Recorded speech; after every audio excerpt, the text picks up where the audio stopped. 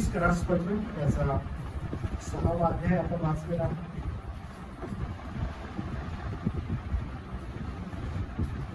आपण थोडस एपिस्करास पत्राकडे पुन्हा एकदा जर पाहिलं अध्याय 1 पासून तर काही गोष्टी ज्या आहेत त्या आपल्याला दिसतात. तुम्हाला पुन्हा एकदा अध्याय 1 कडे नेतो आणि जस्ट एक जर्नी आपण तो आपला प्रवास काय झालेला आहे आपण त्या प्रवासाकडे जाऊया.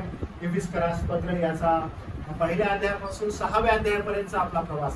तर हा प्रवास नेमका सुरुवात जी झाली ती आपण पहिल्या अध्यायामध्ये पाहिलं की प्रभू येशू ख्रिस्तामध्ये आपली जी निवड आहे त्या निवडी संदर्भात तो शास्त्र भाग आहे की आपली निवड कधी झाली तर जगाच्या स्थापने अगोदर आपली निवड झालेली आहे. कसं निवडलेलं आहे हे सांगण्यात आलेलं आहे. आणि तुम्ही कोण आहात, तुम्ही पवित्र जन, निवडलेले, वेगळे केलेले असे आहात असं पॉल इफिसिया मंडळीला म्हणतो.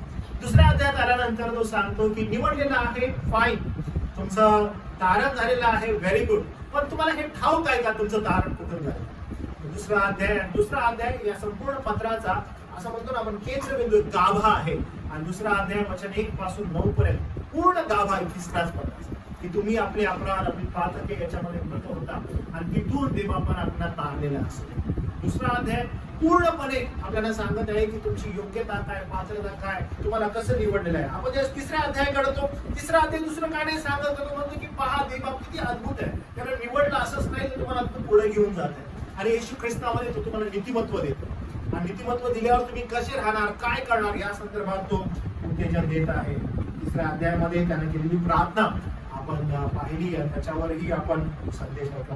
त्यानंतर मग आपण पुढे गेलो आणि मग संत पॉल जो आहे 4थ्या अध्यायामध्ये ख्रिस्त येशूने तुम्हाला कसं मंडळीत ठेवलेला आणि मंडळी का महत्वाची आहे, आपल्या आध्यात्मिक जीवनासाठी का आवश्यक आहे या संदर्भात ते शिक्षण जे आहे ते पॉल देतो. आणि 4थ्या अध्यायामध्येच मग तो शिकवत आहे की कशा रीतीनं तुम्हाला सेपरेट करण्यात आलेलं आहे जगापासून, कशा रीतीनं तुम्ही जगापासून विभक्त आहात. आणि एवढंच नाही तर तो सांगतो की ठीक आहे आता विभक्त आहे फाईन, तर आता जगायचं कसं आहे जगावर त्याचं शिक्षण जो तुम्हाला आणि मला.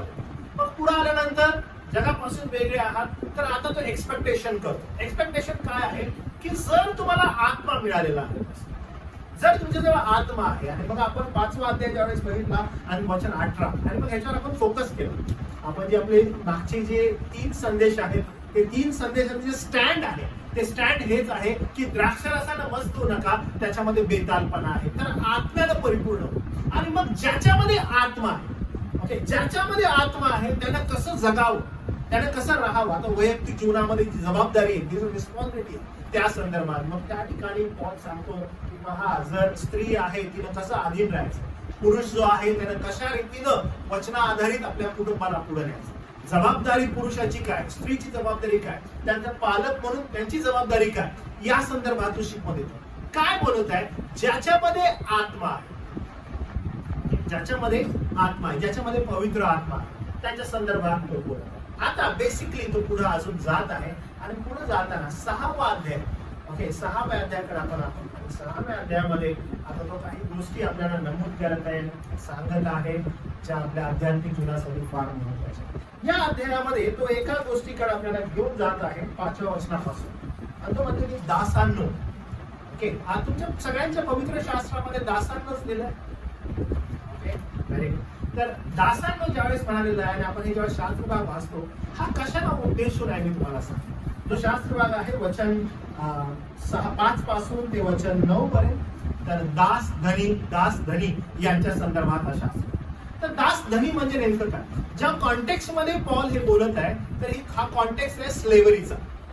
जर तुम्ही वचन वाचली तर तुम्हाला असं दिसेल की जी गुलामगिरी आहे त्या गुलामगिरी संदर्भात पॉल म्हणत आहे.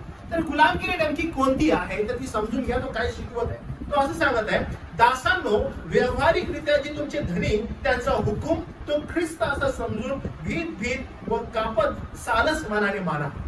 आता ही पुन्हा संदर्भात आहे, मी पुन्हा सांग, दासांनो बोलल्या इथे आपल्याला एक दिसतं की गुलाम जे आहात त्या गुलामांना उद्देशून तो म्हणत आहे. आता पवित्र शास्त्र गुलामगिरीला, मी पुन्हा काय बोलत आहे बघा, पवित्र शास्त्र गुलामगिरीला डिनाय करत नाही, ओके, पवित्र शास्त्र गुलामगिरीला डिनाय नाही करत, नाकारत नाही गुलामगिरीला. पवित्र शास्त्रामध्ये प्रारंभापासून गुलामगिरी, पवित्र शास्त्र त्याला नाकारत नाही, पण अब्यूज जो असतो, ओके, ओके, जो त्यांना गुलामांना दिलेला जो त्रास आहे, त्यांना झालेला जो अब्यूज आहे, अब्यूज इन द सेन्स शारीरिक, मानसिक, लैंगिक, त्यांच्यावर जो अत्याचार होत होता, पवित्र शास्त्र त्याच्या फार कठोर विरोधात आहे. आणि मग याच्याविषयी तो शिक्षण देतो, याच्याविषयी ते शिक्षण देऊन सांगतो. आणि मग पवित्र शास्त्र त्या दृष्टिकोनातून शिक्षण देतो. तर जेव्हा हे वाचतो आपण, तर हे बेसिकली दासांनो म्हणाल्या ते गुलामांना उद्देशून आहे, आणि दास ज्या राहतात त्यांना उद्देशून आहे की तुम्हाला कसं राहायचं. आणि मग त्यांना तो बोलत आहे. याच्यातून मॉडर्न युगामध्ये, आधुनिक युगामध्ये आपण जे या ठिकाणी बसलेलो आहोत, आपण गुलाम बिलकुल नाहीये. ओके, आपण गुलाम बिलकुल नाहीये. म्हणजे या जगामध्ये गुलामगिरीच्या त्या स्लेव्हरीमध्ये आपण जगत नाहीये. हा, 1947 अगोदर आपण गुलामगिरीत, स्लेव्हरीत होतो, आणि तिथून आपल्याला स्वातंत्र्य मिळालं, आपण बाहेर आलो. म्हणून जर 1947च्या अगोदर लोकांना जर विचारलं की तुम्ही गुलामगिरीत आहात का, तर लोक म्हणतात हा, आम्ही त्यासाठीच फ्रीडमसाठी आम्ही फाईट केली आणि त्या गुलामगिरीतून आम्ही बाहेर आलो. आपण म्हणतो वाव, आम्ही गुलामगिरीतून बाहेर आलेले लोक. कुणाची गुलामगिरी? अहो, इंग्रजांची गुलामगिरी आमच्यावर, आणि त्यांच्या गुलामगिरीत आम्ही जगलो. ते शासन करत आहोत आणि आम्ही त्यांच्या गुलामगिरीत राहिलेलो, आणि म्हणून आम्ही दबून होतो. आम्हाला काही गोष्टी फ्रीली करत येत नव्हत्या, कारण त्यांचा लॉ आमच्यावर होता, आणि त्यांचा लॉ असल्यामुळं आम्ही त्यांच्या आधिपत्याखाली जीवन जगलो. आणि म्हणून ही गुलामगिरी आम्ही आठवली का आम्हाला वाटते की किती कठीण आहे. आणि जे फ्रीडम फायटर्स आहेत आपल्या भारतातील, त्यांच्याविषयी आपण आठवतो की किती कष्ट त्यांनी काढले, आम्हाला स्वातंत्र्य मिळावं. आपण किती त्यांचे म्हणजे गोष्टी वाचतो, इतिहासामध्ये ऐकतो, कारण त्या लिखित स्वरूपात आपल्याकडे आहेत, कारण ते गुलामगिरीत होते. आणि त्यांनी किती आपल्याला डेलिबरेटली, आणि आपल्याला किती त्यांची इच्छा होती की आपण ह्या गुलामगिरीतून बाहेर यावं. जे येणारी जी पिढी आहे त्यांनी गुलामगिरीत राहू नये, यासाठी मी कष्ट केले. भारत देश किती वर्ष गुलामगिरीत होता? 150 वर्ष. 150 वर्ष. माणसाचं आयुष्य किती असतं? बस.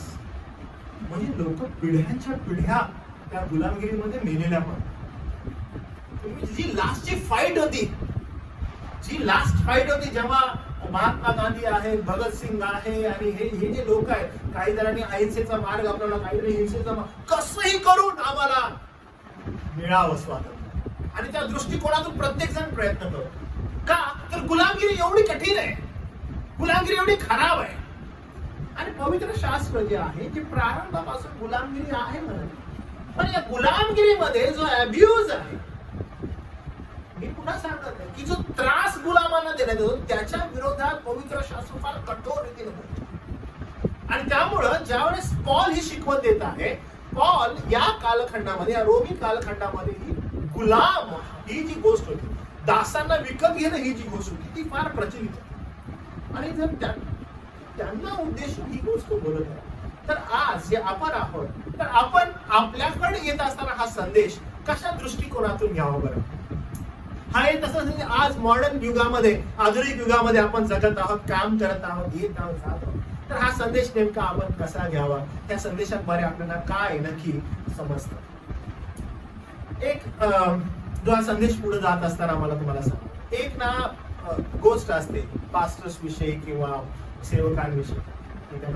हो, तुम्ही ना या युगामध्ये राहत नाही म्हणून तुम्हाला एवढं कळत नाही. तुम्हाला आमच्या साईडला या, म्हणजे तुम्हाला समजेल. आम्ही डे टू डे लाईफ मध्ये असं जमतो, आमचं आम्हाला माहिती आहे. तर मी तुम्हाला एक गोष्ट सांगतो बरं का. जेव्हा आपण शास्त्र बघतो, तर शास्त्रामध्ये जे लोक आहेत ना, ते मास्टर्स होते, पॉल. पण पॉल शिक्षण देतो बरं कशाविषयी, जगात कसं राहायचं. पॉल शिकवतो, they got experience from where? From above. आणि हे फार महत्वाचं आहे. जेव्हा हा संदेश तुमच्याकडे येत आहे, हे सगळं लिखित आहे की तुम्हाला कसं जगायचंय, तुम्हाला कसं राहायचंय या जगात. आणि त्याचं योग्य प्रकारचं शिक्षण जर तुम्हाला कुठं पाहायचंय, ते फक्त पवित्र शास्त्रात आहे, दुसरं कुठंच नाही. म्हणून या युगामध्ये अहो किती कठीण आहे, किती भयंकर आहे, अहो लोक कसे असतात, लोक कसे राहतात, याच्या पलीकडे पवित्र शास्त्र. आणि त्यामुळे जर आपल्याला पाहायचं आहे तर पवित्र शास्त्रातच पाहायचं, कारण पवित्र शास्त्र आपल्याला योग्य शिक्षण देतं. एक योग्य पाळत तुम्हाला योग्य शिक्षण देईल, खाण्यासाठी या युगात कसं राहायचं आणि कसं युद्ध करायचं, कारण ते आवश्यक. तर आपण आज पाहूया की नेमकं काय या ठिकाणी बोललेलं. आपण पाहिलं पॉल कसं डिस्क्राईब करतो. पहिला तो मंडळीमध्ये एकमेकाच्या अधीन राहा म्हणतो, मंडळीतील लोकांना तो एनकरेज करतो, मंडळीमध्ये तुमचं वर्तन करणं कसं असावं तो म्हणतो. आता तो कुटुंबात येतो, कुटुंबामध्ये स्त्रीची जबाबदारी तो सांगतो, स्त्रीनं कशा रीतीनं स्वतःला प्रभूच्या अधीन आणि मग आपल्या पतीच्या अधीन ठेवायचं आहे. पुरुषाकडे येतो, पुरुषाला तुला कष्ट करणं आवश्यक आहे, पण त्याचबरोबर आपल्या कुटुंबाला आध्यात्मिक रीतीने वाढवणं गरजेचं आहे. पुरुष आणि स्त्रीला आई वडील म्हणून तो मार्गदर्शन करतो, मुलांना सांगतो की तुम्ही कसं आई वडिलांच्या आज्ञेत राहायचं आहे, आणि त्याचबरोबर मग आई वडिलांना सांगतो कशा रीतीनं तुम्ही आपल्या मुलांवर प्रेम करायचं आणि कशा रीतीने तुम्ही वाढवायचं. आता तो येतो आणि घरामध्ये जे काम करत आहेत, जे दास आहेत, जे धनी आहेत, यांना तो शिकवत आहे. आणि यांना तो शिकवत असताना काय तो बोलत आहे त्याच्याकडे आपण लक्ष देऊ. तो म्हणतो दासांनो कॉमा, दासांनो व्यावहारिकरित्या जे तुमचे धनी त्यांचा हुकूम तो ख्रिस्ताचा असा समजून भीत भीत व सालसपणाने तुम्ही करा. म्हणतो की त्यांचा हुकूम जो आहे तुम्ही भीत भीत आणि सालसपणाने करा. कुणाला सांगत आहे? जे लोक गुलाम आहेत, जे लोक गुलाम आहेत आणि गुलाम असताना ते वर्क करत आहेत, काम करत आहेत. एफिसमध्ये जे लोक गुलाम आहेत, लिटरल गुलाम आहेत, आणि ते गुलाम म्हणजे काय तर एखाद्या धनवान व्यक्तीकडे ते काम करत आहेत आणि मग ते मंडळीत येतात. मंडळीत आल्यानंतर त्यांना मंडळीचा जो एक पाळक आहे तो काय शिकवण देत आहे की तुम्ही लक्षात ठेवा, ज्या ठिकाणी तुम्ही काम करत आहात त्या ठिकाणी तुम्ही हे ध्यानात आणा की ते काम कसलं आहे. आणि कुणाविषयी म्हणत आहे? अगेन जे ख्रिस्ती आहे त्यांच्या संदर्भात. आणि त्यांना तो म्हणत आहे की ते प्रभूचंच आहे, तो ख्रिस्ताचा समजून भीत भीत व कापत कापत सारसपणाने करा. पुढे तो म्हणतो मनुष्यास खुश करणाऱ्या लोकांसारखे तोंड देखल्या चाकरीने करू नका, तर देवाची इच्छा मनापासून करणाऱ्या ख्रिस्ताच्या दासासारखे तो माना. तो का बोलत आहे? आपण पुन्हा जर पाहिलं तर जी कनेक्शन आहे, ज्यावेळेस तो स्त्रियांना शिकवत आहे, स्त्रियांना म्हणतो ख्रिस्त कसा आहे आणि ख्रिस्त कसा आहे त्याच्याकडे तुम्ही पहा. पुरुषांना शिकवत असताना पुरुषांना तो सांगतो की पहा ख्रिस्त कसा आहे. आपण ज्यावेळेस स्त्रियांकडे पाहिलं तर स्त्रियांना तो शिकवून देताना असं म्हणतो जसा तो शिकवून देताना जशा तुम्ही प्रभूच्या अधीन तशा आपापल्या पतीच्या अधीन राहतो. त्यांना त्यांचा फोकस कुठे ठरवतो तर तुम्ही प्रभूच्या अधीन आहे तर होईल. नंतर तो पुरुषांकडे आल्यावर तो म्हणतो जशी ख्रिस्ताने मंडळीवर प्रीती केली. अगेन ख्रिस्त जेव्हा तो खाली येतो आणि मुलांना तो सांगतो, मुलांना सांगत असताना पण आज्ञापालन कसं करावं पुन्हा तो ख्रिस्ताकडे येतो. पुन्हा आई वडिलांना सांगत असताना पुन्हा बाप, याचं उदाहरण तो वडिलांचं स्वर्गीय पित्याचं. म्हणजे फोकस जो आहे तो फक्त देव आहे. आणि ज्यावेळेस कामासंदर्भात येतं आणि गुलामांनाही बोध करण्यात येतो तर गुलामांना सांगत गुलाम कसं तुम्हाला राहायचं. तर हे शिकवून देताना पॉलाचं नक्की बॅकग्राऊंड काय, तो काय नक्की विचार करत आहे, काय नक्की सांगतो. तर आपल्याला हे समजण्यासाठी, त्याचं हे शिक्षण समजण्यासाठी आपल्याला थोडासा जुना करार वाचायला. तो हे काय म्हणत आहे, जुन्या करारात नेमकं काय लिहिलेलं आहे त्याचं वाचन आपल्याला करायला पाहिजे, म्हणजे समजण्यासाठी पाहिजे. तर काही शास्त्र भाग आहेत गुलामांना उद्देशून, तर ते शास्त्र भाग आपण वाचूया म्हणजे समजायला आपल्याला मदत होईल. ओके, तर पहिला शास्त्र भाग आहे निर्गमाचा ग्रंथ, याचा 21वा अध्याय आणि 16वा वचन. निर्गमाचा ग्रंथ 21वा अध्याय आणि 16वा वचन. तो तुम्हाला मिळालेला आहे तर तो वाचा.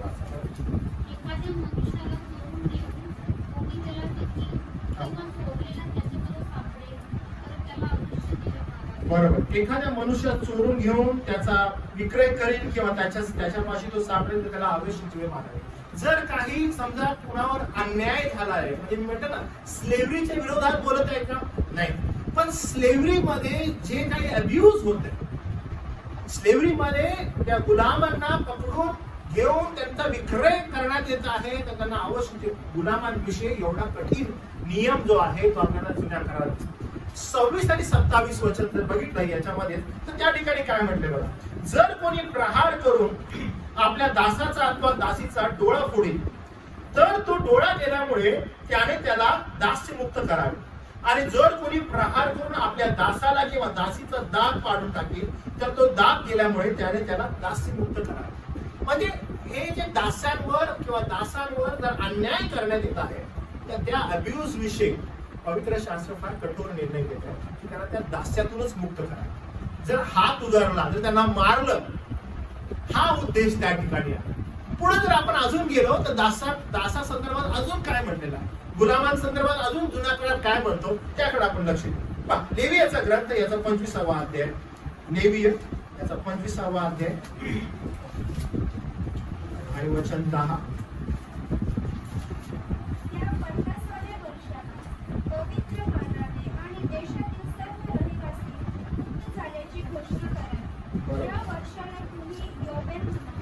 योबेलचं जे वर्ष होतं, योबेलचं वर्ष जर आपण पुन्हा पाहिलं तर 7 वर्षाचा आणि तो जो 39 वर्षाचा 49 वर्षाचा जो कालखंड येतो आणि मग 50वं वर्ष जसं लागतं, योबेलचं जे वर्ष होतं ज्यावेळेस सगळ्यांना आराम करायला सांगितलं.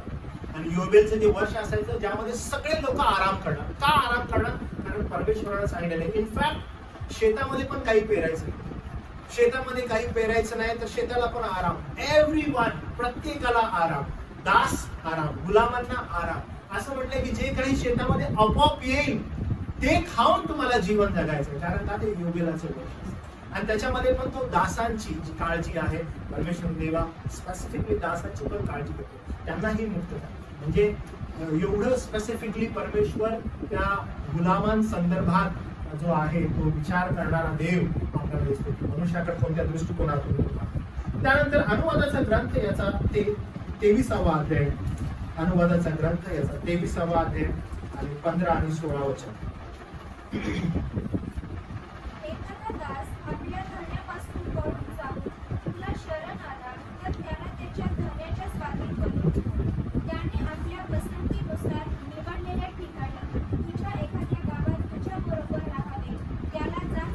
त्याला जाच करू नको. जर एखादा दास तिथून पळाला आणि पळाल्यानंतर तो निघाल्यानंतर तो जर तुला सापडला तर त्याला तू जाच करू नको किंवा पुन्हा त्याला त्या धनाच्या हवाली करू नको. त्याला तुझ्याजवळ त्याला राहायचं आहे ते त्याला राहू, त्याला जाच करू नको. म्हणजे ही जी स्लेव्हरी आहे आणि ह्या स्लेव्हरी संदर्भात परमेश्वर देवा जुन्या करणात अशा रीतीने पाहतो आणि अशा रीतीने शिक्षण देतो.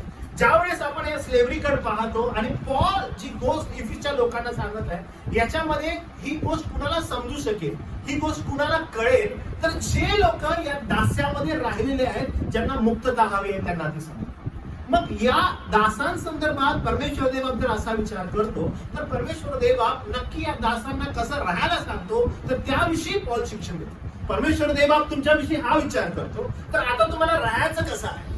ज्यावेळेस तुम्ही काम करता तर काम करणं कसं असतं नेमकं तर त्याविषयी तो शिक्षण देत आहे. त्याचबरोबर जर पुढे आपण गेलो तर तुम्हाला काय दिसतं बघा. धन्यांनो वचन 9 जर तुम्ही बघितलं एकदम शेवट, ओके, तर तिथं बेसिकली असं लिहिलं, धन्यांनो, धनी जे लोक आहेत जे त्यांना कामावर ठेवतात त्यांना उद्देशून ते लिहिलेलं आहे. धन्यांनो तुम्हाला काय करायचं तर धन्यांना असं सांगितलेलं आहे की तुम्ही त्यांच्या बरोबर तसेच वागा. कसे वागा? जसे ते तुमच्या बरोबर वागलेले आहेत वरती. ते आपण थोड्या वेळानं बघायचं. जसे ते लोक वागलेले आहेत तशाच प्रकारे धन्यांनो, धनी म्हणजे जे बॉस आहेत आणि त्या बॉस लोकांना सांगण्यात आलेलं आहे तुम्ही बॉस आहात, तुमच्या हाताखाली हे लोक काम करत आहेत तर त्याच्यासाठी तुम्ही कसं वागावं. तर असं म्हटलंय तुम्ही त्यांच्या बरोबर तसेच वागा. म्हणजे कसे? धमकावणे सोडा. धन्यांना तो काय म्हणतो की त्यांना तुम्ही काय करा, धमकावणे सोडा. जे गुलाम आहेत, जे दास आहेत त्यांना तुम्ही धमकावणं सोडा. दुसरी गोष्ट, कारण त्यांचा व तुमचाही धनी स्वर्गात आहे आणि त्याच्याजवळ पक्षपात नाही हे तुम्हास माहिती. धन्यांनी सदैव ही गोष्ट लक्षात ठेवा, कारण तुमचा धनी आणि त्याचा धनी स्वर्गात आहे. आता मी पुन्हा तुम्हाला हे सांगत आहे की इन विच कॉन्टेक्स्ट पॉल हे बोलत आहे. पॉल हे बोलत आहे गुलामगिरी आणि गुलाम आणि त्यांचा धनी यांच्या संदर्भात. आजच्या कॉन्टेक्स्ट मध्ये आपण काय शिकणं आवश्यक आहे त्याच्याकडे आपण जाऊया. पुन्हा एकदा मी तुम्हाला घेऊन जातो वचन 5 पासून.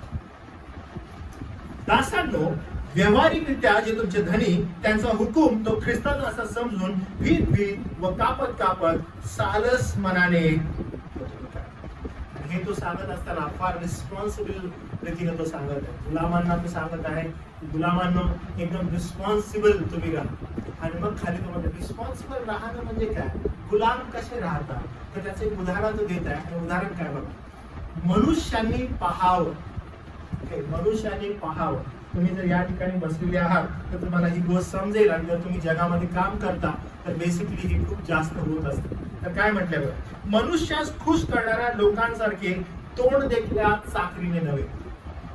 हे काय म्हणण्यात येते माहितीये का, की जेव्हा कधी तुमचा बॉस जो आहे तो समोर येतो आणि मग त्यानं पाहावं, त्यानं अप्रिशिएट करावं, म्हणून त्या घटकेला त्यावेळेस आवाजपासून माणूस खुर्चीवर आरामात बसतो. जसा बॉस आलेला आहे मग त्याला दिसावं, त्याला कळावं, म्हणून तोंड देखली चाकरीने नव्हे. तो कुणाला सांगायला, the one who works, the one who works. आणि त्यांना तुम्हाला की पहा तुमचा बॉस आला रे आला, उठून लगेच धप जे काही काम आहे तेच धावपळ करायचं. माझा एक फ्रेंड होता, ठीक आहे, आणि तो फ्रेंड जो आहे मी पण त्यावेळेस कधी मी पहिला काम करायचो आणि ओटीस मध्ये होतो. मला आठवतं की ओटीस मध्ये असताना एलिव्हेटर्स बनवायचं आणि एलिव्हेटर्स बनवत असताना जेव्हा कधी आमचे राऊंड असायचे, म्हणजे सिनियर्सचे राऊंड असायचे. तुमचं कसं ऑफिसमध्ये फक्त तुम्ही जाता काम करता, काही जण तुम्ही आहात किंवा तुम्ही हॉस्पिटलमध्ये आहे, तुमचे सुपरिटेंडेंट वगैरे असतात. तर आमच्या इथं असं असायचं, आम्हाला साईट देण्यात आलेलं असायचं आणि त्या साईट वर्क आम्हाला करायची असायची. त्यावेळेस मग राऊंडला एखादा बॉस येत असायचा. मग जी साईट वर्क असतं त्याच्यामध्ये आम्ही नॉर्मली आमचा स्पीड जो आहे त्या स्पीडला आम्ही काम करतो. आणि जेव्हा कधी बॉस जो आहे तो राऊंडअपला आला, राऊंडअपला आल्यावर म्हणजे त्या बॉसला असं दर्शवायचं आहे की मला वेळ नाहीच व्यक्ती बोलायला. म्हणजे ज्या बॉसला बोलायचं ना त्या बॉसला हे दाखवायचं की नाही म्हणजे वेळच नाहीये, मी तू पण आला, तू पण बोलत आहे, वेळ नाहीये. माझा तो फ्रेंड आहे तो बिलकुल, तुम्ही जर तुम्हाला समजेल हे, तुम्ही बघा असे काही जण तुमच्या आजूबाजूला असतात किंवा असतील लोक जे सदैव ना पळत असतात. माहित नाही का, पण तुम्हाला दिसत असेल कामावर नुसते पळत असतात. नाही कुठं जायचं ते विचारायला पण माहिती किंवा तिला पण माहिती, पण नुसतं तो थांबत काय रे काय. आणि मग तो जो बॉस आहे बघितलं किती काम करत आहे, किती अद्भुत काम करत आहे, वेळ नाही त्याला, नुसतं धावत आहे. का धावत आहे, धावत आहे. आणि मग या ठिकाणी पॉल जो आहे, पॉल बेसिकली ती गोष्ट पकडते बरं का, म्हणजे तोंड देखल्या चाकरी नव्हे, मनुष्यांना खुश करण्याच्या दृष्टिकोनातून नाही, म्हणजे मनुष्याला खुश व्हावं म्हणून नाही. ज्या ठिकाणी तुम्ही काम करता, हा जो कॉन्टेक्स्ट आहे बेसिकली गुलामांसाठी आहे. पण तुम्हाला आणि मला या कॉन्टेक्स्ट मधून देवाचं काय शिकवत आहे किंवा काय सांगत, ज्या पण ठिकाणी तुम्ही आहात आणि काम करत आहात, मनुष्यानं खुश व्हावं. XYZ तुमचा बॉस आहे आणि त्यानं खुश व्हावं, त्यानं तुम्हाला शाबासकी द्यावी, हा सगळा जो प्रयत्न आहे ना हा सेकंडरी आहे. पण ज्या ठिकाणी तुम्ही अपॉइंटेड आहात, ज्या ठिकाणी तुम्ही काम करत आहात, त्या ठिकाणी being a testimony you are different.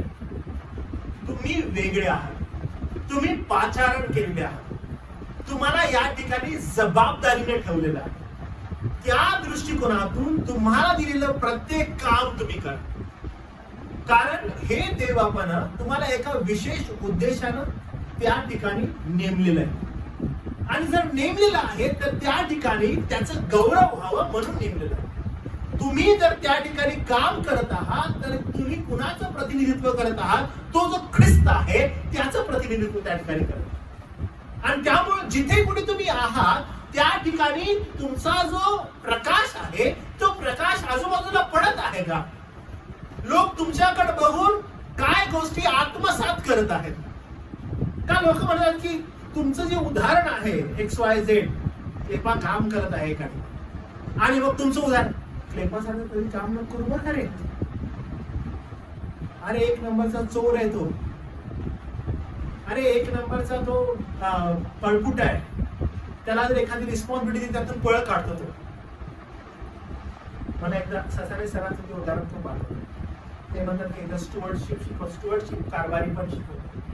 आणि मग ते कारभारी पण शिकवत असताना नर्सेस जे आहेत आपल्या चर्चमध्ये नर्सेस म्हणतो आणि मग ते एका घरी गेले आणि ते सांगतात सदैव की घरी गेल्यानंतर ते खाटेवर बसले आणि खाटेवर बसले आणि मग त्यांना चहा वगैरे आणून दिला आणि जी स्त्री होती ती नर्स होती ती एकदम छान प्रेमाने त्यांनी बोलत होती, आध्यात्मिक गोष्टींविषयी सांगत होती. आणि मग सरांनी खाटेकडे बघितलं आणि खाटेवर एक चादर होती पांढऱ्या कलरची आणि त्यांनी ते पांढऱ्या कलरच्या चादरीचं असं नाव बघितलं, हॉस्पिटलचं नाव.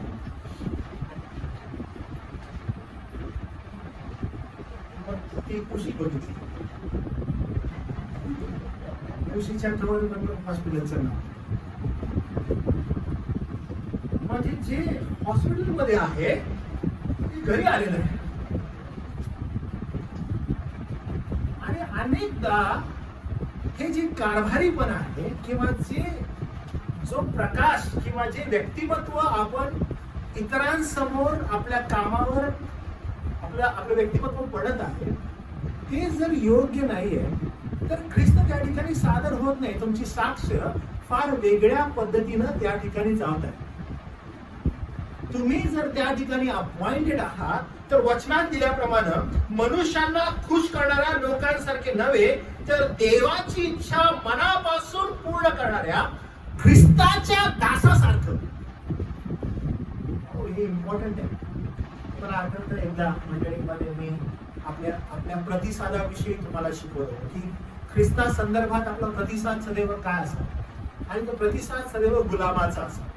आणि तुम्हाला एनकरेज केलं की आपला प्रतिसाद ख्रिस्ता समक्ष ज्यावेळेस आपण जातो, गुलाम प्रभू आम्ही आमचे नाही, आम्ही तुझे आहोत, आम्ही तुला समर्पित आहोत आणि आमच्याद्वारे जर गौरविला जावं तर फक्त तू असावास. त्या ख्रिस्तानं विशेष उद्देशानं तुम्हाला जर त्या कामावर ठेवलेलं आहे तर त्या ठिकाणी तुमचं कारभारीपण यथायोग्य रीतीनं देवाला गौरवी असावं. म्हणजे जर त्या कामातून जर कोण संतुष्ट व्हावा, मनुष्य सेकंडरी आहे बर का, देव संतुष्ट आहे का तुला तिथे ठेवल्यामुळं, देव आनंदी आहे का तुला तिथे ठेवल्यामुळं, तुझ्या व्यक्तिमत्वामुळं आजूबाजूच्या लोकांना तुझं वेगळं पण दिसत आहे का, सादर होत आहे का तू त्या ठिकाणी उभा आहे, त्या ठिकाणी काम करत आहे, तुझ्याकडे पाहायला येतो, wow what a wonderful woman, wow what a wonderful man, काय जबरदस्त काम करतो, काय विश्वासू काम करतो. अरे आज फ्रायडे आहे, मग चल पार्टीला येतो की मी. If they are counting you within them, problem है वो. आज सबको जाते हैं, तेरा नाम मेरा नाम तो पहले ले लो, मैं भी आता हूं. आज पार्टीला जाऊ, आज ह्याला जाऊ, आज आम्ही त्याच्यामध्येच आहे. ख्रिस्ताचा दास म्हणून तुम्ही यथायोग्य रीतीने वागणूक करत आहात का? तिथं कोण खुश होते? अरे बॉसला कसं नाही म्हणायचं, बॉसला कसं हो म्हणायचं, बॉसला कसं सांगायचं, हे अनेक विचार तुमच्या मनात चालू असतील. फर्स्ट थिंग सगळ्यात पहिला लक्षात घ्या, हू यू आर. तुम्ही कोण आहात? तुम्ही ख्रिस्ताचे आहात. जर तुम्ही ख्रिस्ताचे दास म्हणून आहात, काय ख्रिस्त तुमच्यापासून संतुष्ट आहे? जर नाही आहात, तुम्ही रॉंग प्लेस मध्ये आहात, चुकीच्या ठिकाणी तुम्ही आहात. जर ख्रिस्ताचा गौरव तुमच्याद्वारे होत नाहीये, तुम्ही कुठेतरी फेल होत आहात. तुमचं पाचारण काहीतरी डगमगतं. जर तुम्हाला त्याच लोकांमध्ये ते लोक स्वतःसाठी काउंट करत आहात, तुम्ही डगमगत आहात. कारण तुमचा उद्देश जर मनुष्यांना खुश करण्याचा आहे, तुमची प्रायोरिटी, फर्स्ट प्रायोरिटी मनुष्यांना खुश व्हावा असा आहे, ते प्रॉब्लेम. एक गोष्ट लक्षात ठेवा, बायबल सेज की जर देव तुमच्यावर संतुष्ट आहे ना, जर देवाची कृपादृष्टी तुमच्यावर आहे, हे अशक्य आहे की मनुष्याची कृपादृष्टी तुमच्यावर नसणार. म्हणून देवाला संतुष्ट करण्याच्या दृष्टिकोनातून आपल्या जीवनातील प्रत्येक पाऊल टाका. कधी कधी काही लोक मला येतात आणि मला म्हणतात की हो माणसाहेब, कामावर ना ख्रिस्तामुळे मला खूप छळ सहन करावा, ख्रिस्तामुळे मला खूप छळ सहन करावा. माझा सदैव ह्या गोष्टीवर एक क्वेश्चन मार्क आहे. ख्रिस्तामुळं कामावर मला छळ सहन करावं लागतं. क्वेश्चन मार्क हा आहे, काय मी योग्य रीतीनं काम करत आहे? जर मी योग्य रीतीनं काम करत आहे, ओके, जर मी योग्य रीतीनं काम करत आहे तर ख्रिस्तामुळे तुमचा छळ होत आहे का याच्यावर प्रश्नचिन्ह. कारण ख्रिस्त उगाच तुम्हाला चिमटे नाही काढणार बरं का. तुम्ही तुमच्या कामामध्ये एवढं परफेक्ट, एवढं चांगल्या रीतीनं देवाला संतोष देणारं असं काम तुम्ही करा की जेणेकरून ज्या वेळेस तुम्ही एखाद्या गोष्टीला नाही म्हणाल जी अयोग्य आहे, त्यावेळेस ते तुमच्या त्या डिसिजनला रिस्पेक्ट करते, आदर देते. पण जर तुम्ही येडं गबाडाचं काम काहीतरी करायला ज्याला व्हॅल्यू नाहीये, ज्याला तुम्हाला वेड्यात काढण्यात येत आहे, कारण तुम्ही त्या कामाला हलक्यात घ्यायला लागला. जसं की जी रिस्पॉन्सिबिलिटी तुमच्यावर देण्यात येते ती तुम्ही रिस्पॉन्सिबिलिटी योग्य रीतीने पार पाडत नाही. आणि जर तुम्ही मग त्यांच्या मनातील गोष्टीला नाही म्हणता, ह्याला पण नाही करत, हे पण नाही करत, ह्याला पण नाही म्हणतो, ह्याला घ्या आता. But if you are doing it properly, यथायोग्य रीतीनं, मनुष्यांना खुश नाही तर देवाला खुश व्हावं या दृष्टिकोनातून जी अपॉइंटमेंट आहे, देवाचं गौरव व्हावं यासाठी आहे. आणि त्याला संतुष्ट करण्याच्या दृष्टिकोनातून प्रत्येक पाऊल जर मी टाकत आहे आणि जर अशा डिसिजनला तुम्ही आले आणि म्हटले की नाही, जगामध्ये मी जगत आहे, मला हे नाही करायचं, आणि जो कोणी तुमचा ठेवलेला जो बॉस आहे त्याला जर तुम्ही सांगितलं की बाबा रे नाही करायचं, he will respect your decision. पण जर समजा तुम्ही जबाबदारीनं ते काम करतच नाहीये, देन हॅव अ क्वेश्चन. तर मात्र नक्कीच तुम्ही जे काही करता त्याच्यावर प्रश्नचिन्ह आहे. ह्याच्यातून बाहेर काय निघाल माहितीये का, की मी माझ्या बॉसला कसं संतुष्ट केलं. मग तुम्ही प्रभूला संतुष्ट करायला कधी धावणार नाही, तुम्ही त्या मनुष्याला कसं संतुष्ट करू या दृष्टिकोनातून. फर्स्ट प्रायोरिटी तुमच्या जीवनामध्ये जर कोणती असावी, मी प्रभूला कसं संतुष्ट करा, याच्या पलीकडे दुसरं काहीच. कारण त्याचं प्रतिफळ काय आहे, त्याचं प्रतिफळ असं आहे, ही चाकरी मनुष्याची नव्हे तर प्रभूची आहे असे मानून सद्भावाने ती करा. फोकस, काम करताना जो फोकस आहे तो फोकस ख्रिस्त, त्याचं गौरव, त्याला उंचावणं, याच्याशिवाय दुसरं काहीच नसावं. त्या ठिकाणी कोणत्या विशेष उद्देशाने तुम्हाला ठेवलेलं आहे याच्या पलीकडे दुसरं काहीच नसावं. का बरं शास्त्राचं म्हणतं? शास्त्र असं म्हणतं कारण, दिस इज इम्पॉर्टंट ना. वाय, काय कारण आहे? कारण असं आहे, तुम्हाला माहित आहे की जो कोणी, शास्त्र म्हणतात, कारण तुम्हाला माहित आहे की जो कोणी जे काही चांगले करतो त्याला प्रभूपासून मिळेल, मग तो दास असो किंवा स्वतंत्र असो. काय मिळेल बरं? शास्त्र पुन्हा म्हणतं, त्याला प्रभूपासून मिळेल. काय मिळेल? जे काही चांगलं आहे ते मिळेल. प्रभू तुम्हाला काय दिलं? जर तुम्ही यथायोग्य रीतीनं गोष्टी करू लागला आपल्या कामावर, जर यथायोग्य रीतीनं आपलं काम करू लागला, कष्ट करू लागला, ज्या ठिकाणी तुम्ही आहात त्या प्रभूला संतोष देण्याच्या उद्देशाने जर करू लागला, किती अद्भुत आहे. प्रभू काय देईल? जे चांगलं आहे ते तुम्हाला, तो अजिबात काही वाईट देणार नाही बरं.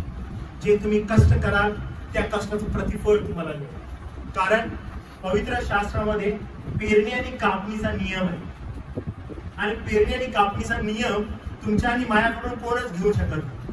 जर तुम्ही यथायोग्य रीतीने पेरणी केली, तुम्ही यथायोग्य रीतीने कापणी करा. जर तुम्ही यथायोग्य रीतीने पेरणी करत नाही, तुम्ही यथायोग्य रीतीने कापणी करणार नाही. एक महत्वपूर्ण गोष्ट आहे, तुम्हाला उदाहरण देतो. माझ्यासारखाच एखादा व्यक्ती आहे आणि त्याच्या वडिलांनी त्यासाठी ना एक 2 एकर शेत ठेवलेलं आहे, आणि त्या 2 एकर शेताकडे तो जातो आणि त्या शेताला जाऊन म्हणतो की बाबा रे शेता, आणि ते शेत समोर आहे, खाली पडलेलं आहे. बघ बाबा, मी फर्स्ट टाइम तुझ्याकडे आलेलो आहे, आता मी तुला काहीतरी सांगत आहे, त्याकडे लक्ष दे. लक्षात ठेव, मला आता या 2 एकर शेतातून 10 किलो गहू दे. आणि एक महत्वाची गोष्ट आहे की ते शेत बोलणार आहे, आणि ते शेत पुन्हा मला प्रत्युत्तर देतं की अरे मूर्खा, काय मागत आहेस? मी म्हटलं 10 पोती मला गहू हवाय. तर म्हणतो तू मूर्ख आहेस, तू काय पेरलंस का? नको, मला पेरायचं असतं. मग मी गेलो, मी जे बीज आहे ज्वारीचं, ते ज्वारीचं बीज मी घेतलं आणि ज्वारीचं बीज घेऊन जाऊन मी ते बीज पेरलं. त्याला छान खत पाणी घातलं, ते मोठं झालं. मोठं झाल्यानंतर मी पुन्हा त्या शेताजवळ गेलो आणि त्या शेताला म्हटलं की शेता, मला 10 किलो गहू दे. ते शेत बोलणार आहे, ते शेत पुन्हा मला प्रत्युत्तर देत, अरे मूर्खा, तू काय पेरलंस आणि कशाला खत पाणी घातलंस? अरे मी ज्वारी पेरली, ज्वारीला खत पाणी घातलं. तू मागतोस काय? मी गहू मागलोय. ज्याची पेरणी मी करतो त्याची कापणी मी करेन. पवित्र शास्त्रामध्ये पेरणी आणि कापणीचा हा नियम आहे. कशाची पेरणी तुम्ही करत आहात? आपल्या कामावर तुम्ही कशाची पेरणी कराल? काय ख्रिस्ताचं प्रतिबिंब तुमच्या जीवनातून तुमच्या कामावर दिसत आहे? ख्रिस्ताचं प्रतिबिंब म्हणजे, अहो तुम्हाला माहित आहे का येशू कोण आहे? ऐका, हो तुम्हाला माहित आहे का येशू कोण आहे? मला सुवार्थ सांगायचे. यासाठी तुमचं काम नाहीये. तुमचं काम यासाठी आहे की तुमच्या व्यक्तिमत्वाद्वारे जे ख्रिस्त सदृश्य त्याची प्रीती आहे, जे ख्रिस्त सदृश्य त्याचं प्रेम आहे, ख्रिस्त सदृश्य त्याचा जो स्वभाव आहे, तो स्वभाव त्या ठिकाणी प्रगट होत आहे का? तो त्या ठिकाणी दिसत आहे का? जो तुमच्यावर अधिकारी आहे, तो अधिकारी तुमच्यामध्ये ते पाहत आहे का? फार आवश्यक आहे. ते समजणं फार गरजेचं आहे, कारण तुमचं पाचारण त्यासाठी आहे. शास्त्र आपल्याला सांगतं की जेव्हा कधी तुम्हाला माहित आहे की जो कोणी चांगले करतो तेच त्याला प्रभूपासून मिळेल, मग तो दास असो की स्वतंत्र कोणी असो, जे पेरेल तेच त्याला. पवित्र शास्त्रामध्ये आपण ह्या सगळ्या लोकांविषयी पाहतो, ज्या लोकांनी एकदम यथायोग्य रीतीनं ज्या काही गोष्टींसाठी त्यांची अपॉइंटमेंट होती ती गोष्ट त्यांनी प्रत्येक जण जे उदाहरण पवित्र शास्त्रामध्ये जुन्या करारामध्ये आहे त्या प्रत्येकाकडे आपण बघतो, त्याची अपॉइंटमेंट आहे ती आपण एकदम चांगल्या प्रकारे. मग जेव्हा त्यांनी मागणी केली, त्यांची मागणी पूर्ण झालेली आपल्याला दिसते. मग तो नेहम्या असो, तो एज्रा असो, आपण पाहतो त्यांची अपॉइंटमेंट. नेहम्याची अपॉइंटमेंट, नेहम्या एक प्याला देणारा राजाला व्यक्ती, रिस्पॉन्सिबल जॉब. काय करायचं? मला प्याला घ्यायचंय, राजाजवळ जायचंय आणि राजाला प्याला द्यायचा. फक्त प्याला देणारा व्यक्ती, जबाबदारीचा जॉब. किती जबरदस्त. फक्त प्याला द्यायचं ना. आपण म्हणतो काय काम आहे बाबू तुझं? काय नाही, राजाला जाऊन फक्त प्याला द्यायचा. राजा कोण आहे? राजा अविश्वासू राजा. अरे किती चांगला आहे. काय करायचंय? माझं काम जाऊन मला प्याला द्यायचं. तुम्ही इथं बसलेले आहात, तुम्हाला काय काम करता? काय सांगू तुम्हाला, सकाळी 9 वाजता आमचं काम चालू होतं, संध्याकाळी 5 पर्यंत नुसतं काम होत असतं. अच्छा, आणि काय नुसतं सांगू, कष्ट कष्ट कष्ट. किती प्रभाव, किती संपर्कात तुम्ही तुमच्या बॉसच्या येतात. येत असतो, आम्ही बोलत असतो, बसलेले असतात, आमचं बोलणं चालू असतं. आता प्रश्न हा आहे की नेहम्याकडे आपण आलो. नेहम्या तुझं काम काय? बरं, माझं काम राजाच्या वाखारी काही मागतो प्याला, मी त्याला प्याला देतो. खायचं पाणी, ज्यूस काय असतं मला तुम्ही सांगा किती प्रभाव. प्याला घेतला, पाणी पिलं, प्याला किती प्रभाव. But when he asked something to his master, मला माझ्या लोकांना घेऊन माझ्या देशात जायचं, काय तुम्ही साईन तुमची कराल काय? तुम्ही लेटर पास कराल काय? हो. काय प्रभाव त्याचा? अर्थ म्हणतो हो तू जाऊ शकतोस, हे शिक्का मार, जा घेऊन. वाव, काय प्रभाव. कारण का यथायोग्य रीतीनं जे काही काम आहे, जे काही अपॉइंटमेंट आहे, जेवढं काही काम आहे, बीत कापत ते काम कर. मनुष्य संतुष्ट व्हावा म्हणून नाही, देवानं मला या ठिकाणी अपॉइंट केलंय. ज्यावेळेस आपण त्या नेहम्याकडे बघतो, कोण गुलाम. गुलाम म्हणूनच परराष्ट्रामध्ये आलेला होता, तिथेच राहिलेला होता, पण जे काम दिलेलं आहे ते यथायोग्य रीतीने करत होता. तो संतुष्ट व्हावा म्हणून नाही, ज्यांना अपॉइंट केलंय मला या देशामध्ये, ज्याच्यासाठी मी अपॉइंटेड आहे, तो संतुष्ट व्हावा. ती माझी अपॉइंटमेंट.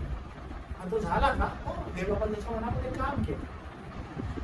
जे काम तुम्ही करता ते काम तुमचा ससद्विवेक जागृत ठेवून देवाचं गौरव तुम्हाला करायचं आहे या दृष्टिकोनातून करा. मनुष्याच्या तोंड देखल्या गोष्टींद्वारे नाही, जसे अनेक मनुष्य करतात. जसं मी तुम्हाला सांगितलं की माझा जो फ्रेंड आहे त्याला तुम्ही बघितलं तो नुसतं धावत असतो. काय रे कुठे झालं, तुझा बॉस जरी त्याला विचारलं, अरे थांब खूप काम आहे, I don't have time to talk to you boss, मला एवढं काम आहे. का बरं? त्यानं मला म्हणावं की मी चांगला काम करत आहे असं त्याला वाटतं. वाटतं या स्वभावानं तो सार्वभौम देव ज्यानं तुम्हाला अपॉइंट केले तो खुश होईल? बिलकुल नाही. कोण संतुष्ट होईल त्याला? मनुष्य. तुमची आणि माझी अपॉइंटमेंट मनुष्य खुश व्हावं म्हणून नाही. मनुष्याकडे पाहूच नका. तुम्हाला आणि मला जे अपॉइंट केलेलं आहे, आपल्या स्वर्गीय देव आपल्याला तुम्हाला आणि मला आन्सर करायचं. त्या दृष्टिकोनातून आपलं काम करा. Take every step towards that. आणि मग देव मनुष्याची मन तयार करेल तुमच्या संदर्भात. मान आवश्यक. आणि म्हणून तो या ठिकाणी म्हणतो, पुन्हा 6व्या वचनाकडे आपण गेलो, मनुष्यास खुश करणाऱ्या लोकांसारखे तोंड देखल्या चाकरीने नका, तर देवाची इच्छा मनापासून पूर्ण करणाऱ्या ख्रिस्ताच्या दासासारखी.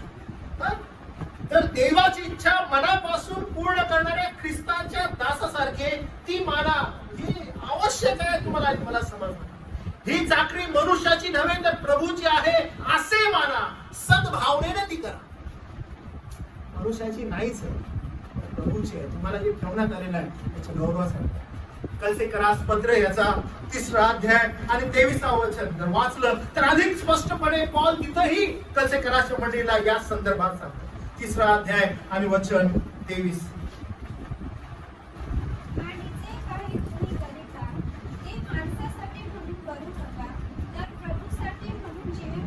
म्हणजे प्रभूच्या गौरवासाठी करा, जिवे भावे करा. आणि यासाठीच आपली अपॉइंटमेंट आहे, यासाठीच आपल्याला पाचारण आहे. ह्याच्या पलीकडे तुम्ही जाऊ नका. तुमचं पाचारण तुम्ही लक्षात घ्या. तुमचं काम, त्या कामावर तुम्ही अपॉइंटेड आहात. कुणाचा गौरव करायला? देव विद्यार्थी. कुणाद्वारे? एका विशिष्ट कामासाठी तुम्ही काय केले? आपण सद्भावनेने करा. मनुष्य बहाव आणि तोंड देखील चाकरीसारखं तुम्ही ते करता. 9व्या वचनाकडे मग त्याचबरोबर तो या ठिकाणी धन्यांना बोलतो. पुन्हा सांगतो, कुणाविषयी तो बोलत आहे? तर आपण कॉन्टेक्स्ट बघितला तर या ठिकाणी गुलाम आणि जे त्याचे धनी आहेत त्यांच्या संदर्भात तो बोलत आहे. आजच्या कॉन्टेक्स्ट मध्ये जर आपण बघितलं तर म्हणजे धन्यांनो, दोज आर बॉसेस. तुमच्या हाताखाली जे काम करणारे लोक आहेत, इथं बसलेले तुम्ही जर आहात, तुमच्या हाताखाली वेगवेगळ्या ठिकाणी लोक काम करत असतील, तर धन्यांनो तुम्ही त्यांच्याबरोबर तसेच वागा. तसेच वागा म्हणजे कसे वागा? आपण जुन्या करारात पाहिलं की कसं किती कठोर शासन आहे. जर तुम्ही अब्यूज केलं दासाला, आणि दासाला जर अब्यूज केलं तर शिक्षा काय आहे त्या संदर्भात आपण पाहिलं. तर त्यामुळे तो म्हणते की धन्यांनो तुम्ही लक्ष द्या, तुम्ही कसं राहायला पाहिजे. तुम्ही असंच राहा, कसं राहा की तुम्ही त्या ठिकाणी राहत असताना मनुष्याच्या तोंड देखल्या प्रमाणे, की मनुष्याला तोंड देखल्या रीतीनं तुम्ही राहू नका त्यांच्याबरोबर.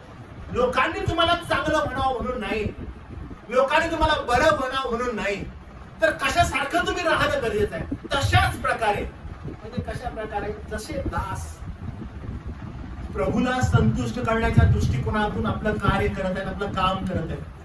धन्यानं तुम्हीही प्रभूला संतुष्ट करण्याच्या दृष्टिकोनातून, मनुष्याला नाही बरं का, मनुष्याला चांगलं म्हणावं, मनुष्याला बरं म्हणा म्हणून नाही, देव संतुष्ट व्हावा म्हणून जे काही काम तुम्ही करता त्या दृष्टिकोनात. तुमच्या हाताखाली जे तो काम करत आहे, त्यांनी काय पाहावं? दिस मॅन इज डिफरंट. हा वेगळा आहे. मी अनेक ठिकाणी काम केलो, but this boss is different boss. वेगळा आहे तो, एकदम वेगळा राहत होतो. आणि तो काय करत आहे, अहो तो ज्या रीतीने मला वागवत आहे ते किती अद्भुत आहे. आणि हे तुम्ही दर्शवू नका बरं का, ओके ठीक आहे मला तुला तसं वागवायचं आहे आणि मला माझा प्रकाश तुझ्यावर पाडलाय, बिलकुल नाही. ऑलवेज रिमेंबर की तुम्ही जो धनी आहे त्याला तुम्ही जाब देणारे आहात. यथायोग्य रीतीनं भीत कापत तोंड देखल्या पद्धतीने नव्हे, लोकांनी तुमच्याकडे पाहावं, तुमची वाहवा करावी म्हणून नव्हे, तर तो देव तो तुमच्यावर संतुष्ट व्हावा या दृष्टिकोनातून तुम्ही तुमचे जे कामगार आहात, जे दास आहात, त्यांच्याशी तशाच रीतीनं तुम्ही वागणूक करा. पहिलं म्हटलेलं आहे धमकावू नका. अनेकदा आपण हे धमकावू नका. आता धमकावू नका हा जो कॉन्टेक्स्ट आहे ते ज्या कॉन्टेक्स्ट मध्ये पॉल बोलत आहे, तर धनी लोक जे होते ते आपल्या गुलामांना वस्तू म्हणून वापरायचे, कमोडिटीज वस्तू म्हणून वापर करायचा. आणि त्याचबरोबर याच कालखंडामध्ये स्त्रियांचाही त्याच प्रकारे वापर, कमोडिटीज वस्तू म्हणून वापरायचे. आणि त्यामुळे या कॉन्टेक्स्ट मध्ये पॉल म्हणले की त्यांना तुम्ही धमकावू नका, म्हणजे every time like a boss. आणि मग त्यांना तुम्ही स्क्वीज करणं, त्याच्यावर अत्याचार करणं, त्यांना अब्यूज करणं, अहो नाही, यासाठी आपली अपॉइंटमेंट नाहीये. त्यांना जे वागवणं आहे ते वागवणं तशाच प्रकारे त्यांनी कसं केलंय. आपण ज्यावेळेस वचन 6 वाचतो तर आपल्याला कळतं ते कसे काम करतात. मनुष्यांना खुश करणाऱ्या लोकांसारखे तोंड देखल्या चाकरीने नव्हे, मनुष्यांना खुश करणाऱ्या तोंड देखल्या धनीपणाने नव्हे. तर कसं असावं वचन म्हणतं बघा, तर देवाची इच्छा मनापासून पूर्ण करणाऱ्या ख्रिस्ताच्या दासाप्रमाणे तो तुम्ही माना. हा फोकस असणं आवश्यक. त्यासाठी अपॉइंटमेंट आहे. ही चाकरी मनुष्याची नव्हे तर प्रभूची आहे असे मानून सद्भावनेने ती करा. जे चाकरांविषयी लिहिलेलं आहे, जे गुलामांविषयी लिहिलेलं आहे, ते धन्यांविषयी तो सांगत आहे. तशाच प्रकारे तुम्ही करा, सद्भावनेने आपल्या धनी बनता. लोकांनी आणि मनुष्यांनी वाहवा करावी म्हणून नव्हे, तर भीत कापत वचन म्हणतं धमकावणे सोडा, कारण त्यांचा व तुमचाही धनी स्वर्गात आहे आणि त्याच्याजवळ पक्षपात नाही हे तुम्हास माहित. जो स्वर्गीय धनी आहे त्याच्याकडे लक्ष द्यायला नको आणि त्याच्याकडे लक्ष देऊन आपली वागणूक. प्रभू येशू ख्रिस्त मत्तयाच्या शुभवर्तमानामध्ये याविषयी फार सुंदर रीतीने शिकवतो. संपत असताना आपण पुन्हा तिकडे जाऊया आणि प्रभू येशू ख्रिस्त याविषयी आपल्याला काय शिकवत आहे त्याच्याकडे आपण बघू. मत्तयाचं शुभवर्तमान याचा 5वा अध्याय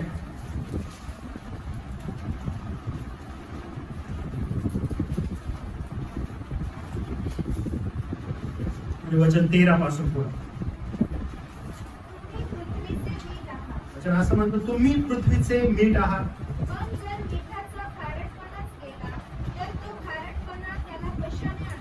ज्या पृथ्वीवर तुम्ही आहात, ओके, आणि मग याचं उदाहरण असं आहे की यू आर देअर, यासाठी आहात की तुम्ही ज्या ठिकाणी आहात तो ऍटमॉस्फिअर, ते लोक तुमच्या उपस्थितीनं रुचकर व्हावे. तुमच्या उपस्थितीला तुम्ही स्वतःहून पहिला व्हॅल्यू देणं गरजेचं आहे. जर तुम्ही स्वतःहून तुमच्या उपस्थितीला व्हॅल्यू दिला की तुम्ही कुणाचे आहात, तुम्ही या ठिकाणी कसे अपॉइंटेड आहात, हे जर तुमचं तुम्हाला कळालं तर तुम्ही काम करण्यासाठी अधिक जागृत व्हाल. जर तुम्ही तुमच्या स्वतःला व्हॅल्यू केला नाही, तुमच्या तारणाला जर तुम्ही व्हॅल्यू केला नाही, जर तुमच्या नीतिमत्वाला जे ख्रिस्ताकडून मिळालेलं आहे त्याला जर तुम्ही व्हॅल्यू केला नाही, तर लक्षात घ्या तुम्ही ते वेळेमध्ये जात आहे तुमचं व्यक्तिमत्व. पवित्र शास्त्र म्हणतं, प्रभू येशू ख्रिस्त स्वतः त्याच्या लोकांना असं म्हणतो, तुम्ही पृथ्वीचं मीठ आहात. हे आवश्यक आहे, समजून घ्या. त्यासाठी तुमचं पाचारण आहे. पण जर त्या मिठाला खारटपणाच नाही तर त्याचं काय होईल? तुम्ही त्या ठिकाणी ज्या ठिकाणी अपॉइंटेड आहात तुमचा व्हॅल्यू तुम्ही ओळखा. पण जर ज्या गोष्टीसाठी तुम्ही अपॉइंटेड आहात तीच गोष्ट तुमच्याकडे नाहीये, काय आहे? आम्ही पृथ्वीचं मीठ. आणि गेल्यावर तुरट. रुचकर करायचं आहे, फरक की नाही पड रहा है. आणि तिथं कशासाठी आहेस? काय नाही, त्याच्यासारखाच आहे मी. फिकट, बिलकुल फिकट. अरे मी दास म्हणून आहे, मी धनी म्हणून आहे, पण कसं आहे मीठ म्हणून नाही. फिकट, सेम लाईक दम. तुझे अपॉइंटमेंट काय तिथं? रुचकर बनवण्यासाठी. तुझं अस्तित्व असल्यामुळं त्या ठिकाणी अनेक गोष्टी सुरळीत होत आहेत. वाव, किती जबरदस्त आहे. पण मी तिथं आहे, खारटपणाच नाही. त्याचा काय लाभ होईल? शास्त्र, तुम्ही पृथ्वीचं मीठ आहात. अहो मी धनी आहे, अहो मी चाकर आहे. कशासाठी तुला तिथं अपॉइंट करण्यात आले? कशासाठी तू त्या ठिकाणी आहेस? हे जर तू विसरलास, शास्त्र म्हणतं की पहा, त्याचा खारटपणाच गेला तर ते बाहेर टाकून माणसांच्या पायाखाली तुडवले जावे, याशिवाय कोणत्याही उपयोगाचे नाही. Everyone will push you down. धपा धपा धपा. इधर ऊपर नहीं आएगा तुम, कभी भी नहीं आएगा. सब लोग आके तुमको नीचे ढकेल देंगे. तुम्हाला तुमचा व्हॅल्यू माहित असणं गरजेचं आहे. प्रियांनो, तुमचं तारण प्रभू येशू ख्रिस्तानं स्वतःच्या रक्ताद्वारे मिळवलेलं आहे. तुम्हाला तुमचा व्हॅल्यू माहित असायला पाहिजे. You are brought by his blood. आणि जर असं आहे तर तुम्ही किती जागृत असायला पाहिजे. तुम्ही स्वतःला व्हॅल्यू करायला पाहिजे. तुम्ही कोण आहात, तुम्ही कशासाठी अपॉइंटेड आहात. आणि जेव्हा तुम्ही अपॉइंटेड आहात, ते रुचकर बनवण्यासाठी आहे, त्यांच्यासारखं होण्यासाठी नाहीये. डिफरंट. आजूबाजूचे लोक तुमच्या उपस्थितीनं आशीर्वादित व्हायला पाहिजे. अरे भले मी चाकर आहे, अरे भले मी काम करणार आहे, अरे भले मी धनी आहे. वाव, तू असलास किती अद्भुत वाटतं. तू असलास तर खरंच अस्तित्व जाणवतं. किती अद्भुत आहे ही गोष्ट, किती चांगली आहे ही गोष्ट. कारण का? तुझी अपॉइंटमेंट त्यासाठी. जर तसा तू नाहीयेस आणि जर तू त्यांच्यासारखाच होतोस, शास्त्र म्हणतं की त्याला पायदळी तुडवण्यात येईल, त्याला बाहेर टाकण्यात येईल आणि त्याला पायदळी तुडवण्यात येईल. तुम्ही तसे कधीच नका हो. तुमची अपॉइंटमेंट त्यासाठी नाहीये. शास्त्र लगेच पुढे दुसरी गोष्ट सांगतं. ते असं म्हणतं, तुम्ही जगाचा प्रकाश आहात. You are the light of the world. किती अद्भुत आहे ही गोष्ट. तुम्ही पृथ्वीचं मीठ आहात. आज जर मिठाचा खारटपणाच गेला, त्याचा खारटपणा त्याला कशाने आणता येईल? ते पायदळी तुडवलं जाऊ शकतं. ते पायदळी तुडवलं जाऊ शकतं. अरे किती वाईट गोष्ट आहे. मग काय करावं? शास्त्र म्हणतं की तुम्ही वेगळे आहात. जर समजा मिठाचा खारटपणाच गेला तर तो खारटपणा त्याला कशाने आणता येईल? शास्त्र लगेच पुढे असं म्हणतं, तुम्ही जगाचा प्रकाश आहात. वाव. म्हणजे ज्या ठिकाणी हा प्रकाश जातो, प्रकाशित होतं गोष्टी प्रकाशित होतात. प्रकाशित झाल्यावर काय होतं बरं? तुम्ही डोंगरावर वसवलेले नगर लपत नाही. It will not hide at all. कोण म्हणत आहे? प्रभू येशू ख्रिस्त म्हणत आहे.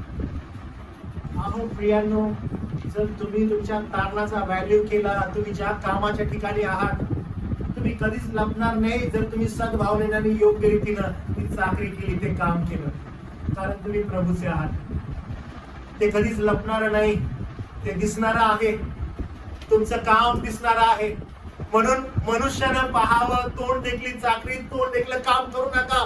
ज्या देवाने तुम्हाला ठेवलेला आहे तो संतुष्ट व्हावा, या दृष्टिकोनातून काम करा. अहो तर प्रभू म्हणतो, तुम्ही जगाचा प्रकाश आहात. डोंगरावर वसलेलं नगर लपत नाही. दिवा लावून बापाकडे ठेवत नाही, दिवठणीवर ठेवतात. तो घरातल्या सगळ्यांना प्रकाश देतो. अद्भुत आहे. प्रभूचं वचन एवढं अद्भुत आहे. तो म्हणतो तुम्ही कधी हाईड नाही होणार. तुमची बढोतरी होणार. तुम्ही वाढत असणार. हे मी सदैव सांगतो बरं का. अनेकांना असं वाटतं की आम्ही मनुष्याची चाकरी केली.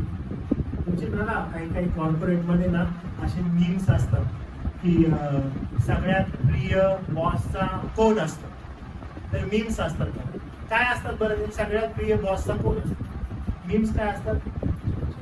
चमचागिरी करणारा तो बॉसचा सगळ्यात प्रिय असतो. एक तर मी बघितलेलं होतं की एक बॉसचा असं कार्टून पोस्टर होता आणि एक एम्प्लॉय होता, तो त्याचा शूज चाटतोय, तो सगळ्यात प्रिय म्हणतो. आणि जग असं आहे का? हो असंच आहे. बॉसच्या प्रत्येक गोष्टीला हा हा हा म्हणारे बॉसला आवडतं. आमच्यामध्ये हाय बरं का एक असा, तो बॉस बोलला की त्याला हा हा हा हा हा करतो, मग बॉसला तो प्रिय आहे. आणि जगाच्या दृष्टिकोनातून तेच योग्य आहे का? जग तिकडेच चालेल. पण शास्त्राच्या दृष्टिकोनातून नाही. शास्त्र म्हणतं ज्या गोष्टीसाठी तुम्हाला अपॉइंट केलंय, ज्या गोष्टीसाठी तुम्हाला पाचारण आहे, ते मनुष्याला संतुष्ट करण्यासाठी नाही, तर देव तुमचं संतुष्ट होईल. जे काम तुम्ही करता सद्भावनेनं आणि योग्य भावनेनं करा, योग्य दृष्टिकोनातून करा, परफेक्ट करा, कारण त्यानं तुम्हाला अपॉइंट केलं. आणि जर त्यानं तुम्हाला अपॉइंट केलं, जगातील कोणीही व्यक्ती तुम्हाला दाबू शकत नाही. त्यानं तुम्ही सक्सेसफुल आहात तुमच्या वर्क प्लेसला. चिन्ह काय माहितीये का? मनुष्याला संतुष्ट करून जर तुमची बढोतरी होते, यू आर फेल. जर प्रभू संतुष्ट आहे तर प्रभू तुम्हाला कधीही ना असं दाबून नाही ठेवणार बरं. He will increase your status always. तुमचा रिस्पेक्ट ऑलवेज वाढवेल. मंद नाही ठेवणार बरं तुम्हाला. अरे हे म्हणता याला काय सांगायचं सोडून नाही. तुमच्या बोलण्याला व्हॅल्यू असेल, तुमच्या बोलण्याला महत्व असेल. ज्या वेळेस तुम्ही बसता तुमच्या बोलण्याकडे लोकांचा कान असेल. तोंड फाटल्यासारखं प्रत्येक वेळेस बोलत बसू नका. तुमची जेव्हा मीटिंग चालू असेल मी बोलतो, माझ्या बॉसच्या नजरेत मी आला पाहिजे नाही. तुमच्या बोलण्यावर तुमचा ताबा असायला पाहिजे. तुम्ही कुणाचं प्रतिनिधित्व करताय हे तुम्हाला माहित असायला पाहिजे. म्हणून मी वारंवार ही गोष्ट बोलत आहे, तुम्ही स्वतःचा व्हॅल्यू समजून घ्या. व्हॅल्यू हा आहे की ख्रिस्ताद्वारे तुम्हाला तारण मिळाले. व्हॅल्यू हा आहे की ख्रिस्ताचं नीतिमत्व तुम्हाला मिळालेलं आहे. तो व्हॅल्यू घेऊन तुम्ही जाता. आणि म्हणून प्रभू म्हणतो की तुम्ही पृथ्वीचं मीठ आहात, तुम्ही जगाचा प्रकाश आहात. व्हॅल्यू समजून घ्या तुमचा काय. आणि त्यामुळे जेव्हा तुम्ही तुमचं व्यक्तिमत्व पुढे घेऊन जाता, ते समजायला पाहिजे नेमकं हे काय आहे. मग तो व्यक्ती मनुष्याच्या तोंड देखल्या गोष्टी करणार नाही, तर देव पिता संतुष्ट होईल या दृष्टिकोनातून प्रत्येक पाऊल टाकेल. वाव. आणि मग प्रभू काय करेल? प्रभू त्याची बढोतरी करेल. आणि हे चिन्ह आहे बरं का, की God is with you in your work, in your work place. हे चिन्ह आहे. शास्त्र पुढे काय म्हणतं बघ, असं म्हणतो याचप्रमाणे तुमचा उजेड लोकांपुढे पडो. त्याचप्रमाणे लोकांपुढे तुमचा उजेड पडो. हो पडला मग वाव. शास्त्र म्हणतं की त्यांनी तुमची मग चांगली करणे पाहावी. जे काही तुम्ही करत आहात ते त्यांनी पाहावं आणि म्हणावं की ओ वाव क्लेबा, काय मस्त माणूस आहेस तू. नाही, what they see in you. काय जबरदस्त हा देवावर प्रेम करतो. शास्त्र म्हणतं त्यांनी देव पित्याचं गौरव करावं. कारण का? ज्याच्यावर तुमचा विश्वास आहे त्याला संतुष्ट करण्याच्या दृष्टिकोनातून तुम्ही काम करत आहात. तो गुलाम असो वा स्वतंत्र असो, he'll get this benefit. काय तुम्हाला तुमच्या कामावर सक्सेसफुल व्हायचंय? हो, आम्हाला वाटतं आम्ही सक्सेसफुल व्हावं. आपला व्हॅल्यू तुम्ही ओळखून घ्या. You all are successful when Christ redeemed you, when Christ justified you. Wow. तुम्ही तुमचा हा व्हॅल्यू समजून घ्या. त्यानं तुम्हाला तारलं, त्यानं तुम्हाला वेगळं केलं. आणि हे जर तुम्ही समजला, हे घेऊन ज्यावेळेस तुम्ही पुढे जाता या जगामध्ये आणि तुम्ही तुमचं काम करू लागता, मनुष्यानं संतुष्ट व्हावं म्हणून नाही, तुम्हाला ज्यानं मला तारलंय, ज्यानं मला पुढे आणलेलं आहे, तो संतुष्ट व्हावा या दृष्टिकोनात मी प्रत्येक पाऊल टाकेन. का बरं? कारण त्याला गौरवी मला बोलायचं, त्याला गौरवी मला करायचं. ज्यावेळेस लोक माझ्याकडे पाहतील ते म्हणतील वाव, आम्ही तुझं जीवन पाहत आहे आणि आम्ही ज्या देवावर तू विश्वास ठेवतो त्याचा आम्ही गौरव करतो, कारण तू त्याला जबाब दे याचं जीवन करतो. या जगातील जे काम आहे, जे काम तुम्ही करत आहात, ते प्रभूने एका विशेष उद्देशानं तुम्हाला त्या ठिकाणी ठेवलेलं आहे की त्या ठिकाणी याचं गौरव व्हावं, तुमचं नव्हे. आणि त्याला उद्देशून तुम्ही तुमचं जीवितक्रम पुढे न्यावा ही त्याची इच्छा आहे. कोणी असं म्हणू नये की नाही अशक्य आहे हे. कारण जर अशक्य असतं तर हे शास्त्रात कधीच लिहिलं नसतं. हे अशक्य तुम्ही स्वतः तुमच्या दृष्टिकोनातून विचार करत आहात आणि मग हे वाक्य पुढे आणत आहात. पवित्र शास्त्र आपल्याला हे क्लिअर सांगत आहे की तुम्हाला आणि मला या जगात जगत असताना जर कुणाचं प्रतिबिंब पुढे आणायचं आहे तर तो फक्त आणि फक्त प्रभू आहे. तुम्ही त्याला जबाबदेही म्हणून यथायोग्य रीतीनं काम करावं ही त्याची इच्छा आहे आणि तुम्हाला ते काम करायचं. आणि त्या कामावरून तो तुम्हाला म्हणलं तुम्ही पृथ्वीचं मीठ आहात, तुम्ही जगाचा प्रकाश आहात. अहो, त्यानं तुमच्याकडे पाहावं लोकांनी आणि त्या स्वर्गीय पित्याचं गौरव करावं आणि तुमचं व्हॅल्यू ओळखून घ्या. तुम्ही तुमची जी किंमत आहे ती तुम्ही जाणा, कारण तारण हे त्याच्यापासून आहे. आणि ज्याने तुम्हाला काम दिलेलं आहे तुम्ही बावळट सारखं राहू नाही शकत. तर तुम्हाला असं वाटतं की need to be successful in a life. Successful हा कधी तुम्हाला प्राप्त होऊ शकते. तुम्ही तुमचा व्हॅल्यू ओळखा, तुमची किंमत ओळखा. जे काम तुम्ही करत आहात मनुष्याला संतुष्ट करण्याच्या दृष्टिकोनातून नव्हे, देवपिता संतुष्ट व्हावा या दृष्टिकोनातून. आणि मग प्रतिफळ जे आहे ते प्रतिफळ तुम्हाला मिळणार आहे ते जगाच्या प्रतिफळापेक्षा पण स्वर्गीय प्रतिफळ जे आहे त्याच्याकडे तुमचं लक्ष लावा. म्हणजे काय, प्रभू संतुष्ट होईल आणि नक्कीच जर प्रभू संतुष्ट झाला तर ह्या जगातील लोक काय आहेत, बिकॉज ही कंट्रोल्स एव्हरीवन. देवबाप करो या वचनाद्वारे तुम्हाला कृपापूर्वक काम करण्यासाठी देवबाप तुम्हाला सहायता करो. कष्ट करणं चांगलं आहे पण हे कष्ट करत असताना ज्यानं तुम्हाला अपॉइंट केलेलं आहे त्याला कधी विसरू नका, कारण तोच सर्व गोष्टींचा सोर्स आहे. प्रार्थना करूया आपण. प्रभू देवबापा, आम्ही तुला मान, महिमा आणि गौरव देतो. आम्ही देवबापा तुझी स्तुती करतो कारण ही संधी तू आम्हाला दिलीस. विशेष करून प्रभू देवबापा आज पुन्हा एकदा नव्यानं तुझ्या प्रिय लोकांसाठी देवा तू बोललास. कष्ट करणं हे गरजेचं आहे, महत्वाचं आहे. हे देवबापा तू आम्हाला केलेलं पाचार आहे. पण देवबापा तोंड देखल्यापणानं नव्हे, मनुष्यानी संतुष्ट व्हावं, मनुष्यानी वाहवा करावी म्हणून नाही, तर आमचा स्वर्गीय बाप खुश व्हावा, त्याचं गौरव व्हावं, त्याला मान मिळावा, त्याला सन्मान मिळावा या दृष्टिकोनातून आम्ही काम करावं.